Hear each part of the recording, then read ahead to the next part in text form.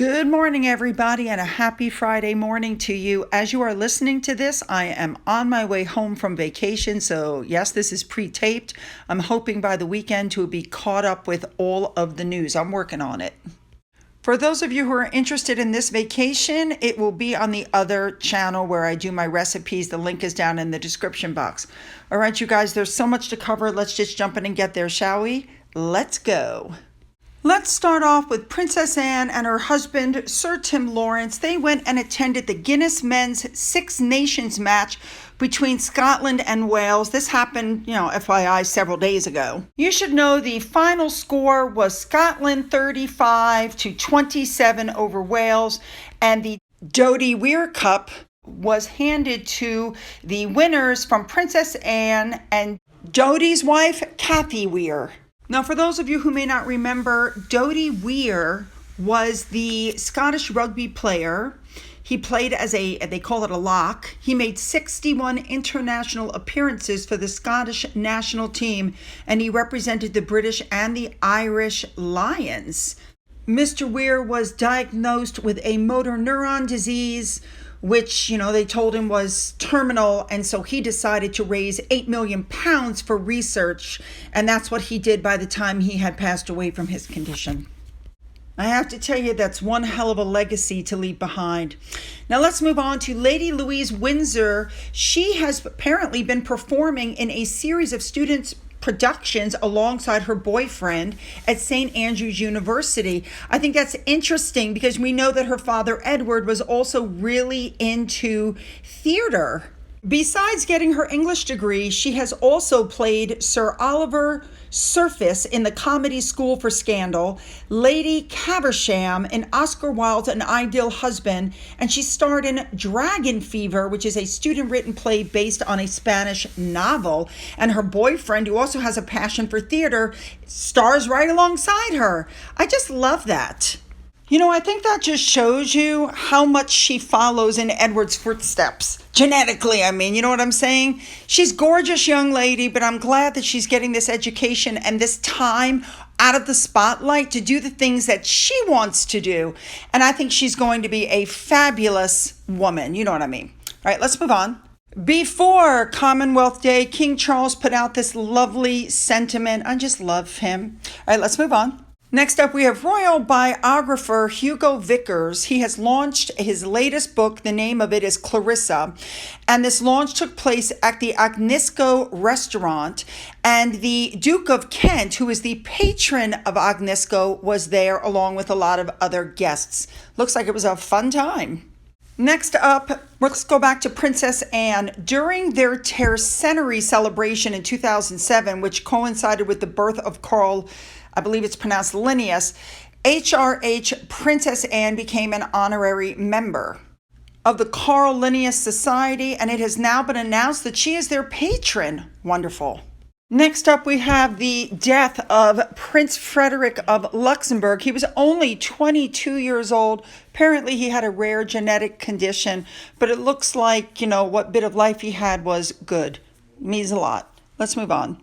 All right, next up, one of my subscribers, Ange, wrote to me, and she said, Meghan having Alice Waters on was no accident because she apparently met Prince Charles in 2005 on a trip that he made through California back then, and this woman was known for her organic cooking. And since we know Charles has been promoting organic stuff since the 70s, that's why they reached out to her, because she was on a show with Charles. I believe that. Very interesting. Another chef now has stepped up and said that he was asked to be on the Netflix show and he turned it down. Here's what he had to say when he was on the news. Were you asked to work on this series with Meghan? I was asked last year by Netflix if I wanted to consult on a lifestyle program. They didn't go into too much detail to whom it was, but I already kind of knew who it was anyway. Why didn't you take it up? I felt that even if she produced a really great program, which I was quite sceptical of anyway, that I might get a little bit slammed for being a part of it, to be honest with you. I didn't like the idea of me showing her how to do something and then it kind of being forced and fake. Yeah. So you think whoever did eventually help Meghan would have had to have shown her how to cook and make recipes, and then she's passing it off as her own? Well, I'd imagine with a production company like Netflix would have 2 or 3 consultants. If she's going to do something herself, she should do something herself. I mean, Netflix is obviously such a huge company. Yeah. They're going to surround it with quality people to make her look good, because at the end of the day, they're trying to chase the money and claw a bit of money back. Well, you said no to the project, and you've watched bits of it now, and you've said it feels orchestrated, choreographed, boring. What's your take on it? Well, I was asked by a national newspaper for my views and what I thought about it, so obviously I wasn't going to kind of make my own opinion on there without looking at it and watching it, and I honestly thought it was terrible.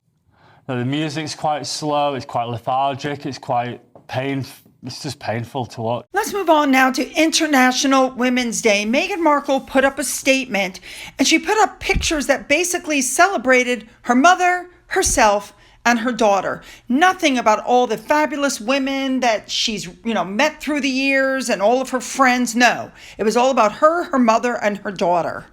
Now, one of the pictures caused a lot of problems, and that's this one that you're looking at above, because as you can clearly see, they're on a moving boat, yet neither one of them is wearing a life jacket. Now, in the state of California, where apparently, allegedly, they live, the law states that all children under the age of 13 must wear a life jacket at all times while on a moving vessel of any length. It has to be a Coast Guard approved life vest in serviceable condition. And as you can see, the two of them just don't seem to care. This ranks right up there with Meghan holding Archie in the back of a moving vehicle without a seatbelt. Now, compare that to Princess Catherine, who decided to pay tribute to Liz Hatton. Remember, she is the 17-year-old photographer who died of cancer. And she put out a post for her and her mother, Vicky, showing unwavering resilience. Catherine also put out statements for International Women's Day for women that had inspired her over the last 12 months. And then there were different ones like Claire Hopkins, who leads Surplus to Suffer. She makes sure that food surplus reaches those in need. Then you had Bethany Horner, who's co-founder of High Tide, and they do seaweed into sustainable snacks. The point is, it wasn't about them, it was about others. There's your difference. Let's go back to Meghan now. She's putting up videos on Instagram. Obviously, other people are taping this because somebody just happens to catch her cutting blooms, and she's got her hat on and her white shirt, and then she walks over to a sink where she puts the water in, and then she puts it down next to the dog who's sleeping.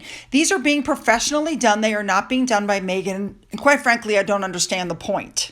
Let's move on now to lifestyle writer Alicia Liberty, who decided to try some of the Netflix show's tips and tricks. She put them to the test, and she said she's absolutely not a fan. So the first thing she tried was the fruit rainbow, and she said even after an hour, she said hers was a mess compared to what Meghan did. She said it was terrible, it was messy, whereas Meghan's was like perfect. Well, it was right after that Bethany Frankel, you guys know how much I love her, she came out with one of her videos from 2021 where she's doing, guess what?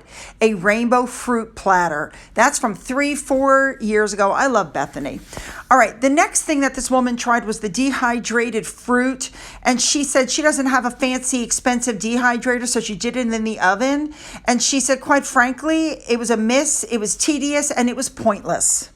Now, when it came to the edible flowers, she said, and I'm just saying, it was enjoyable to throw it out there. It's new. It looked pretty.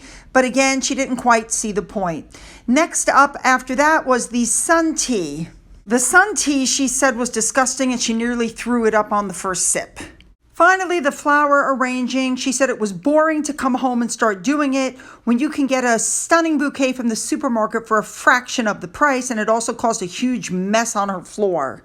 So here's her final review. She said her tricks were a complete fail because most of us who really work don't have time to do half the stuff she did after a full day of work. There are a few of us who don't live in sprawling mansions, and the reality of leaving tea on the doorstep instead of a perfectly curated garden says it all. Not to mention we don't have a quarter of the space in our kitchen. So with love, Meghan is completely out of touch with reality. Let's move on now to Harry, who went to the Rock for Responders benefit at the Granada Theater in Santa Barbara. So he shows up to chat with the first responders. So here's the first thing I'm thinking.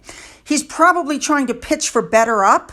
You know, you guys probably have PTSD from working. Why don't you sign up for Better Up? That's the first thing that crossed my mind. The second thing that crossed my mind was, didn't Harry say that the reason he didn't want to stay a working royal was because he didn't want to go to events and do tours, and the clicks of the camera brought him right back to what happened to his mother? But isn't that exactly what he's doing now?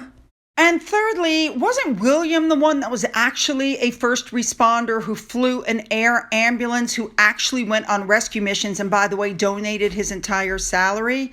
Whereas Harry hasn't done anything. So I'm not exactly sure what this is, but it almost seems like a royal for rent. Just my personal opinion, but it's almost like, you know, if I come there, okay, so maybe I went to the concert. Does that mean that I'm special? No, I'm just at the concert. But they actually had him sign a guitar like he was some sort of a rock musician. This is part of what I'm talking about. I don't understand what this is. There is a reason for this. Well, it was inevitable, with all the stuff Meghan said about her family, that Thomas Markle was going to have to say something. So he said that her grandmother would be turning over in her grave if she knew about the name change. Thomas said, "My mother loved Meghan. She would be very disappointed to hear that she no longer wants to use the name Markle. My mother was proud to be a Markle, so am I. And she never had a problem with that name until she met Harry." And as far as her being a latchkey kid, Thomas Markle says that Meghan lived with him full time from the age of 11 until 18 when she left for college. And he said the idea that she was a latchkey child is ridiculous because he claims he personally picked her up from school every day or sent a car to fetch her if he was too busy. He did say that occasionally they had TV dinners. What family didn't? He said money was never an issue. They would eat out at least 3 times a week. But he did say that Doria was a good cook, but Meghan showed no interest in cooking as a child. He continued, "We lived in a great area. We ate out all the time. And on weekends, I'd take her to dance classes and then invite her and her friends out to eat." Thomas Markle also said that Meghan is faking her expressions to appear pleasant and perfect, that she's never been authentic. She has to think about everything, and she's not spontaneous. He said everything is pre-planned. It's all rehearsed, and I know when she's faking it for the cameras because she's trying so hard that she tenses up every time the camera's on her. Thomas Markle said, and I agree, that in order to hold people's attention, you have to be authentic because the best cooks are funny, they mess up, but Meghan wants to be perfect, and it's sad because she's trying so hard to stay in the limelight. Finally, Thomas Markle said that Meghan is so far removed from the reality of the women viewers who her show is targeting that he wonders what creative thinking went into the early development. All right, really quickly, I just wanted to touch on this. Lord Mountbatten spoke out and said that Meghan is actually incorrect. Her family name is not Sussex, it's Mountbatten Windsor. Sussex is just a title. He said in an example, and this really does it for me, he says, "My brother is the Marquess of Milford Haven, but his surname is Mountbatten, so he's called George Mountbatten, the Marquess of Milford Haven." Exactly. So with all of the rotten headlines, I have to agree with this one statement that I saw on Twitter. Meghan creates these weird stories, like the Irish Catholic father who told her a simple babysitter to make sure her husband dates her, the airline steward who took his hat off for her, the South African actor who compared her to Nelson Mandela being freed from prison.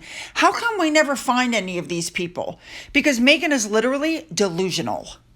So as I've told you before, she has pre-planned statements, pre-planned expressions like her father said, the ripple effect, texture, joy, color, to the point where they're now calling her Princess Pinterest. And in the meantime on Twitter, I found this from Furiosa.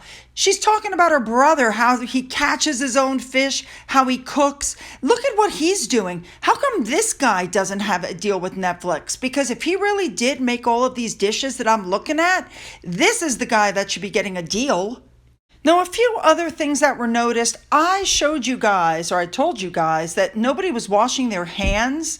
And apparently in the series, people noticed that Meghan had stored raw chicken like on the shelf in the kitchen. And they all pointed out how, quite frankly, disgusting and unhygienic that is. Salmonella, anybody?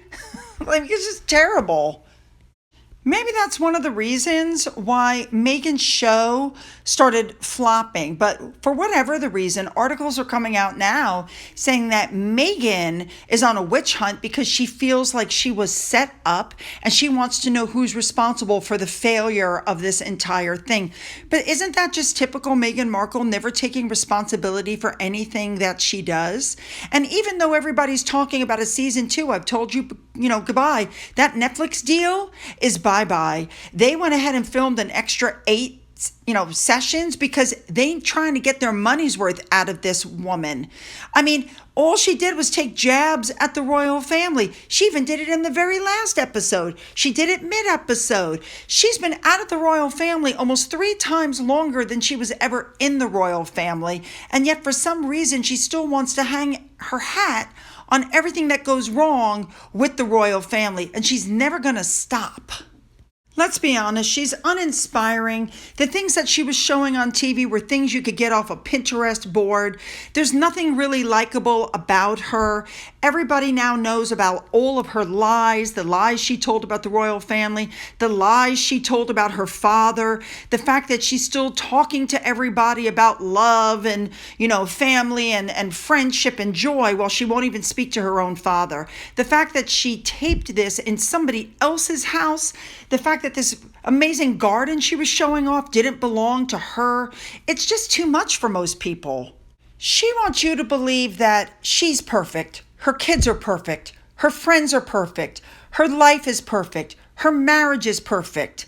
And that's the problem. Now, really quickly, a couple of you pointed out that she's telling these tales now. She was an international diplomat. She studied in France. She was in England. And I agree. A lot of you have caught on that she just keeps to be adding things on and on and on, and most of them aren't real. I agree. And finally, some more memes.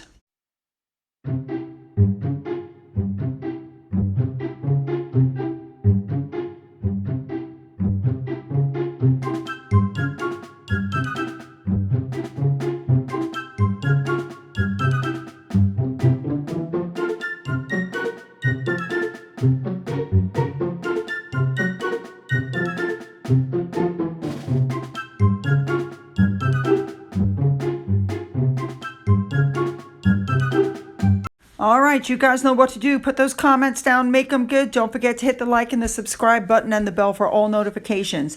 Then you go down into the description box where you'll find the link to my Twitter, my Gettr, my Rumble, my email, my Amazon wish list, a link to my father's book, which is still up for sale, and a link to my second channel, as well as a physical address. For those of you who've donated to my coffee fund, thank you so much. And as always, you guys, have a great day.